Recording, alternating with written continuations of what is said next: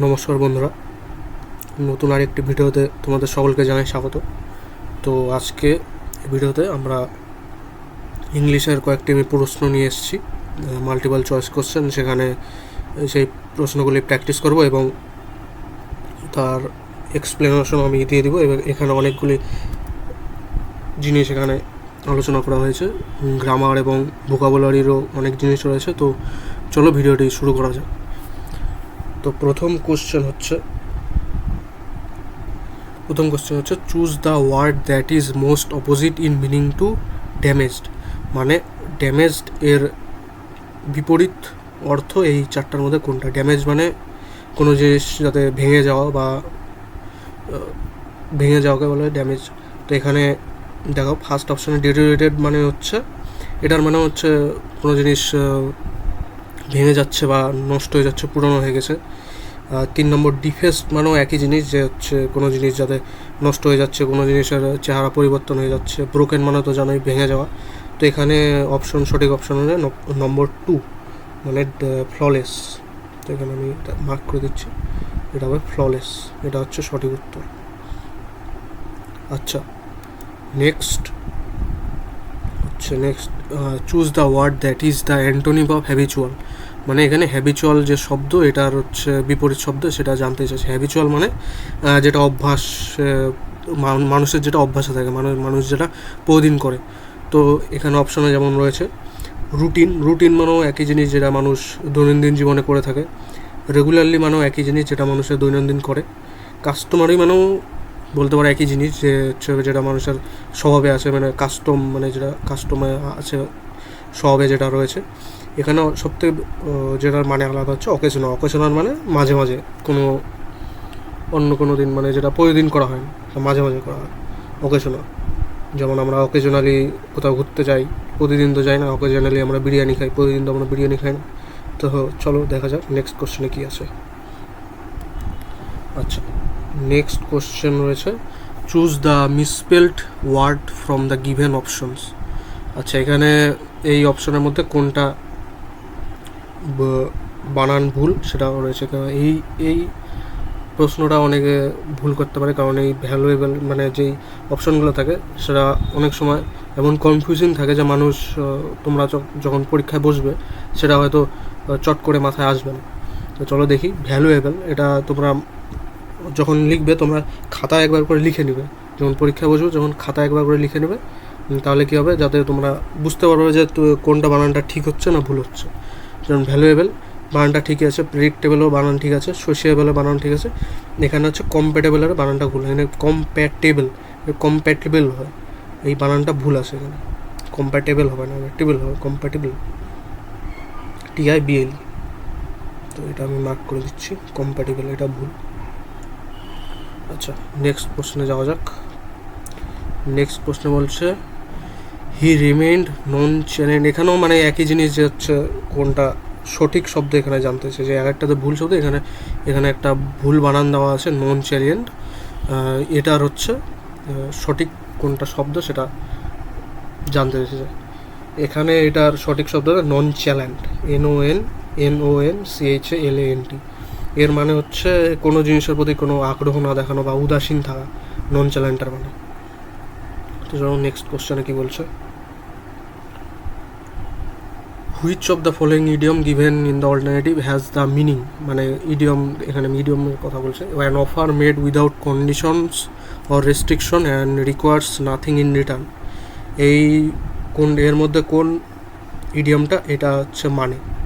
তো দেখা যাক। এখানে বলা হয়েছে an offer made without condition or restriction, মানে কোনো শর্ত ও বাধ্যবাধকতা ছাড়া যখন কোনো একটা অফার করা হয়, যাতে তোমার কোনো পরিবর্তে কোনো জিনিস আর দিতে হবে না ওই অফারের পরিবর্তে। তো এটা সঠিক উত্তর হবে,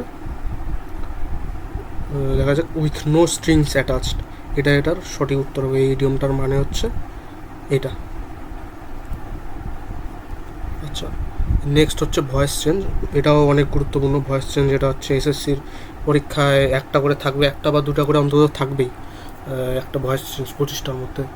তো দেখা যাক ভয়েস চেঞ্জে কী বলছে। Shakespeare road many place. আচ্ছা, এখানে এটা অ্যাক্টিভ ভয়েসে রয়েছে।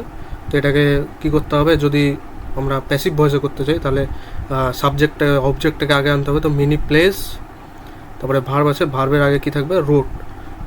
মিনি প্লেস এটা হচ্ছে প্লুরাল, তো ওয়ার হবে, মিনি প্লেস ওয়ার। রিটেন, রোটের এটা হচ্ছে পাস্ট পার্টিসিপেলে নিয়ে যেতে হবে, রিটেন বাই শেক্সপিয়ার, এটা হচ্ছে সাবজেক্ট।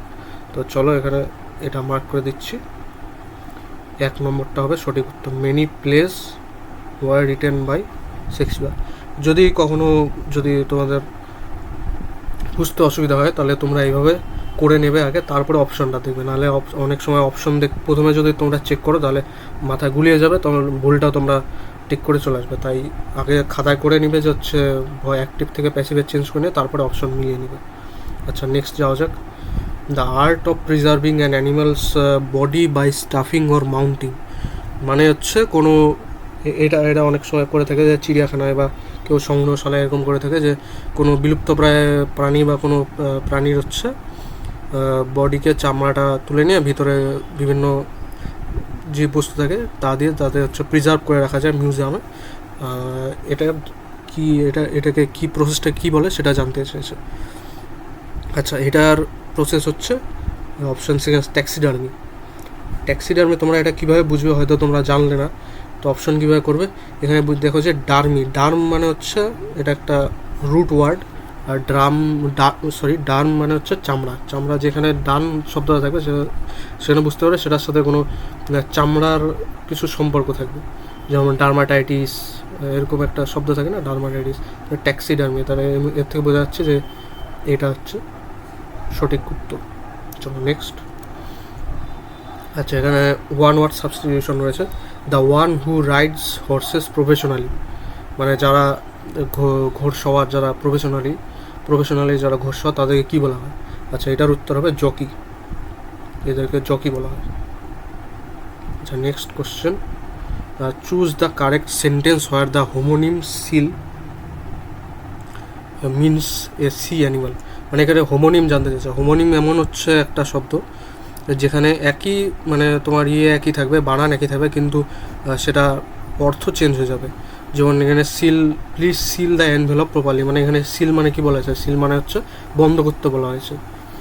আচ্ছা, এখানেও বলছে put his official seal on the agreement, এখানেও বলছে অফিসিয়াল যে সিল মানে হচ্ছে একটা সিল দেওয়া হয় না, সিল মেরে দেওয়া হয়, সেটা এখানে বলা হয়েছে।